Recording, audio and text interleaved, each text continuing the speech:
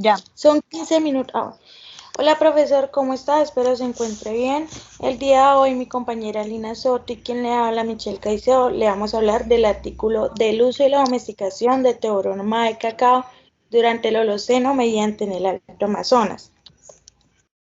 Como contenidos tenemos introducción, resultados, discusión, métodos y referencias. Como introducción, pues es el teobroma de cacao es un cultivo económicamente muy importante. Sin embargo, pues los estudios de su historia de domesticación y de sus usos son prácticamente más limitados. Tradicionalmente, pues se cree que el cacao fue domesticado por primera vez en Mesoamérica.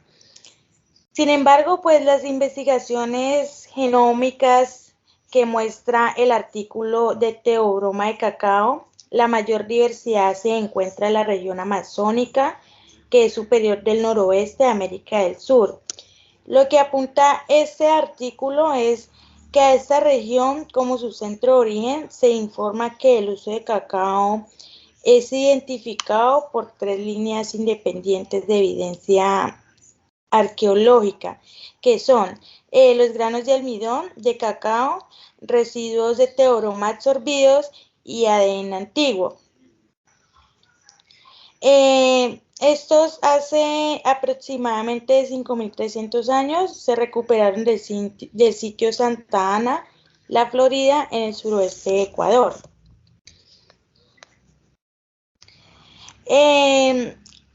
Aquí tenemos los resultados, digamos que pues para probar la hipótesis de teorema que pudo haber sido utilizada. En esta figura 1 son ubicaciones de los 4 sitios arqueológicos en México, América Central y América del Sur, con la evidencia más temprana de teobroma, así como la distribución de diversidad de especies para el género de teobroma. La zona aledaña tiene 6 especies nativas que son conocidas como teobroma bicolor, teobroma sinuoso, teobroma speciosum, teobroma subincanum, teobroma stipulatum y teobroma eglacum. El mapa de diversidad de especies se vería desde la referencia y se modela utilizando observaciones de especies extraídas. En este artículo se redujo el rango continuo que fue modelado de diversidad del 1 a 11 especies de teobroma. Esto fue descubierto en 2002 y excavado durante varias temporadas por un equipo conjunto de arqueólogos ecuatorianos y franceses.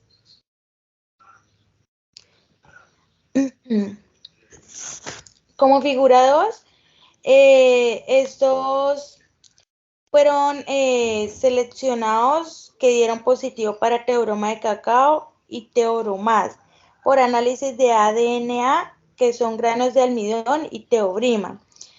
En la figura A es PLD 001, que se refiere a botella con estribo y efigie humana. En la figura B es botella con pico de estribo en forma de donut. En la figura C es un cuenco de piedra puntiaguda incisa. En la figura D, interior del tiesto cerámico, que fue donde se tomaron muestras de residuos carbonizados como atados con carbono. Hay digamos, pocos estudios previos que se caracterizan en teobroma de cacao y pues ninguno prácticamente ha descrito almidones de semillas de las especies silvestres. Como resultados, las plantas producen granos de almidón para acumular energía y se encuentra en la mayoría de los tejidos en las plantas, particularmente en los órganos de almacenamiento y reproducción como los rizosomas, los tubérculos y las semillas. Los granos de almidón son carbohidratos complejos y pues no tienen células biológicas vivas. Por lo tanto, no contienen ADN mitocondrial o nuclear. Eh, los granos de almidón recuperados de los residuos de cocción carbonizados adheridos al interior de los cestos de cerámica. Eso significa que así como los residuos del interior de las botellas intactas, se describió, bueno, hubo cerámica con estribo y las superficies de los artefactos de piedra. Eso fueron las primeras pistas que teobroma fue utilizado. En la tabla, como podemos observar, estos resultados positivos se informan para los análisis de ADN en teobroma y granos de almidón, para las consecuencias de ADN mitocondrial. El número de X corresponde al número de resultados positivos que fueron obtenidos con diferentes marcadores y repeticiones para cada muestra arqueológica. La fecha de radiocarbono de espectrometría de masas de acelerador son los residuos carbonizados que contienen granos de almidón y teobroma y ADN. El análisis de ADN proporciona una poderosa herramienta para investigar las historias de domesticación de plantas y animales. Aunque estos estudios que fueron analizados, que fueron los estudios de ADN en plantas, se dice que aún son escasos y que carecen de muestras recolectadas de ambientales trópicos húmedos. Estas son condiciones experimentales adaptadas a la escasez y daño de ADN debido a la descomposición y desanimación. Como figura 3, como pueden observar, estos son granos de almidón, de teobroma y otras plantas económicamente muy importantes. El almidón arqueológico de la muestra son donde la imagen B está polarizada en forma pues de cruzada. En la imagen C son imágenes de gránulos de almidón de referencia modernos. En la D es el teobroma de cacao, donde la imagen son igualmente que la de la B, que es polarización cruzada. En esta base de datos, pues internacional y en comparación con secuencias de referencia modernas de teobroma de cacao, al menos a las 10 especies más cercanas identificadas por cada uno de los marcadores mitocondriales.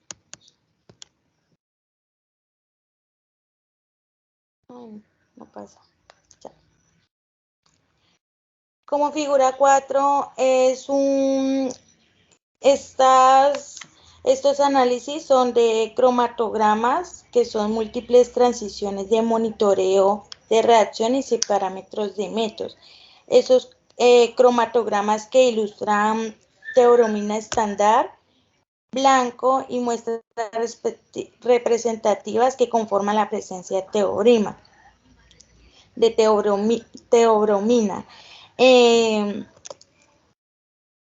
la B, los cromatogramas de teobromina, teofilina y cafeína muestran que estas biomoléculas se separan claramente entre sí y se pueden perfilar con gran precisión. En la C son transiciones de monitoreo de reacciones múltiples y parámetros de menos para el análisis de teobroma, teofila y cafeína.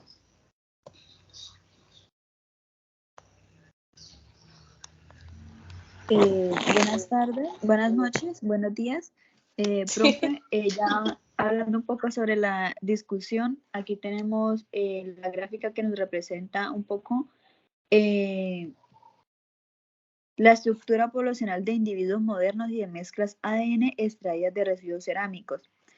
Como podemos observar, el gráfico de estimulaciones relativas de coeficiente pertenece a un estimado grupo de individuos en cada uno de los conglomerados, como podemos observar para la población K3 y para la población K5.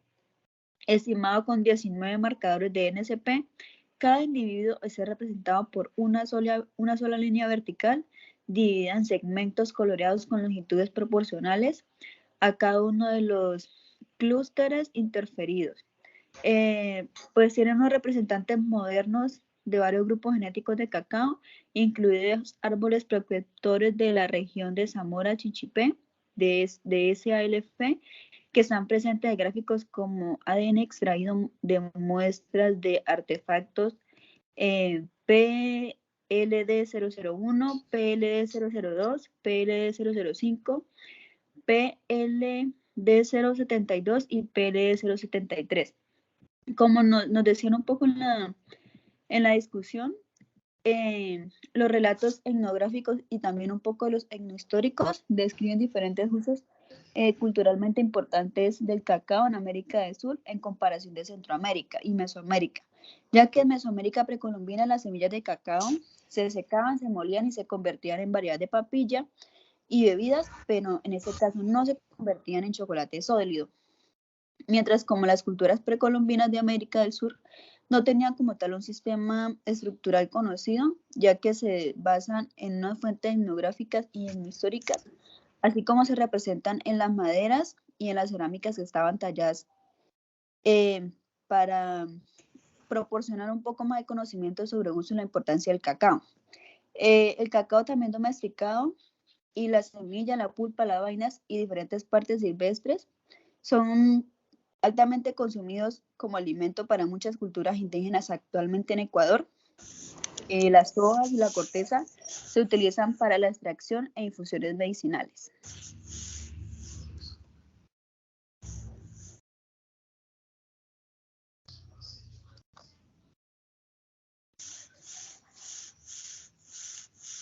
En los métodos se utilizaron muestras comparativas de grano de almidón y muestras arqueólogas de Deuterobroma cacao, T.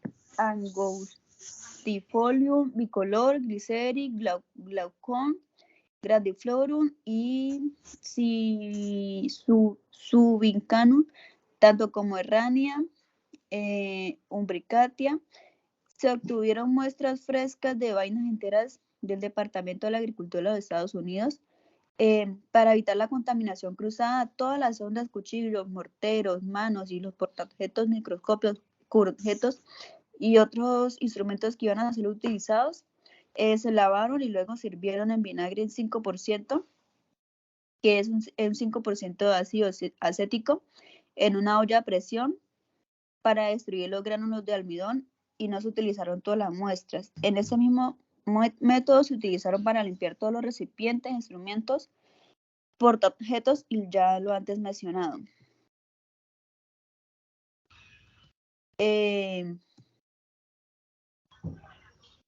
Para el análisis de teorema,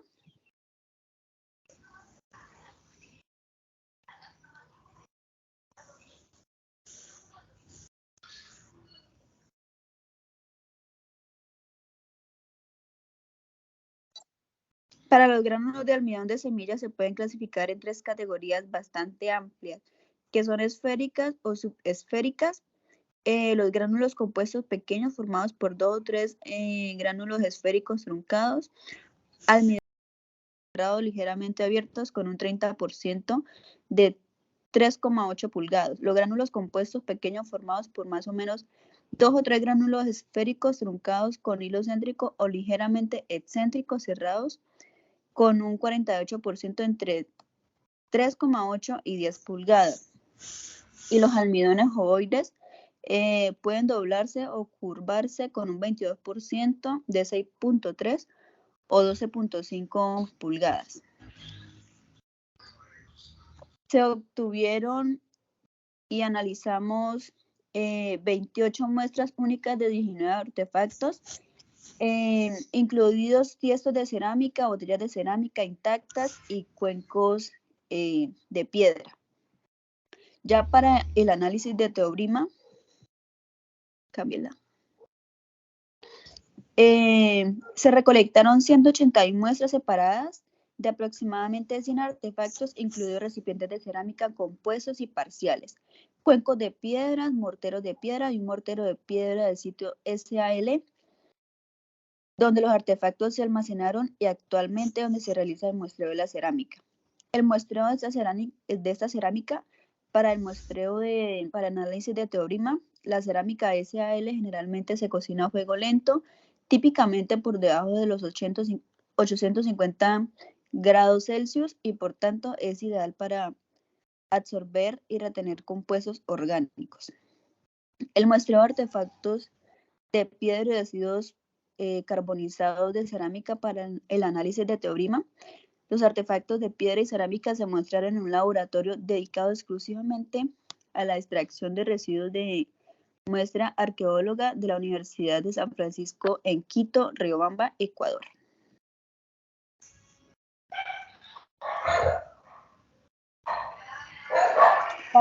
Para el análisis de fragmentos de ADN antiguos, se identificaron fragmentos de ADN mitocondrial y nuclear adecuados para un análisis de ADN. Se definieron cebadores para ampliar fragmentos de tamaño que varían más o menos en 78 a 105 pb, adaptados al daño de ADN post-mortem. La escasez de ADN en las muestras arqueológicas también significó grandes consecuencias repetidas, ya que interfieren para optimizar las amplificaciones de ADN. La secuencia y reconstrucción de genoma mitocondrial compuesto de muestras de ADN no fue posible en estos experimentos. De hecho, la arqueología específica de cacaólogos no estaban disponibles y la posible mezcla de ADN de diferentes especies presentes en los residuos cerámicos asociados a esta alta conservación de consecuencias mitocondriales impidió básicamente la reconstrucción de estructuras antiguas y únicas de este cacao. Por ese motivo se optó por un primer paso por la amplificación de varias secuencias dirigidas a los diferentes genomas mitocondriales y nucleares tomados como control específicos de cacao y algunos variantes silvestres.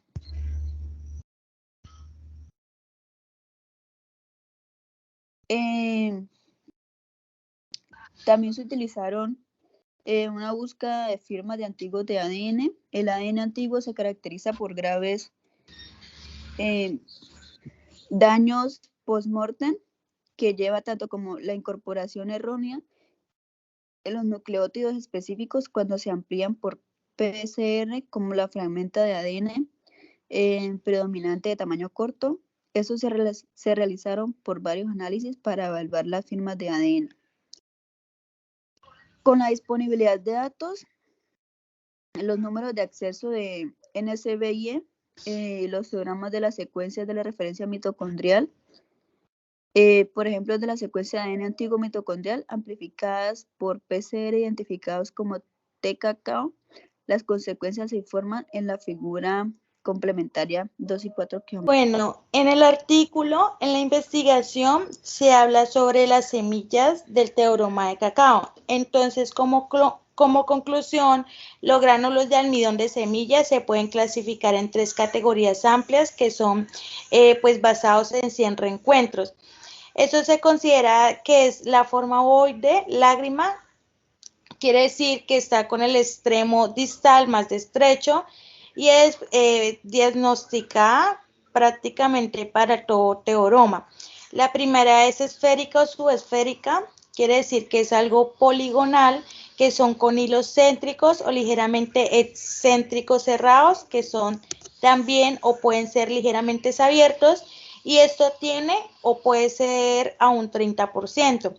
Como segunda tenemos gránulos compuestos pequeños que son formados por 2 o 3 gránulos esféricos truncados, que son o puede ser los hilos céntricos, que son ligeramente excéntricos cerrados o ligeramente abiertos. Estos tienen un 48%. Y como la tercera tenemos los almidones ovoides, que son en forma de lágrima, como le expliqué anteriormente, que son hilos excéntricos ubicados con el extremo proximal, que son ancho de gránulo, o extremo distal a menudo puntiagudo. o este también puede ser muy estrecho en comparación con el extremo proximal. También son hilos cerrados o ligeramente abiertos, ocasionados que son ocasionalmente marcados con una o más fisuras cortas que son irradian lateralmente hacia el extremo distal y con una cruz de extinción. Estos son agudas donde los brazos pueden doblarse o curvarse. Esto se le da un porcentaje de 22. Listo, profe, eso es todo por hoy. Muchísimas gracias. Ya aquí pues encontramos las referencias. Hasta luego, profe. Gracias. Muchas gracias.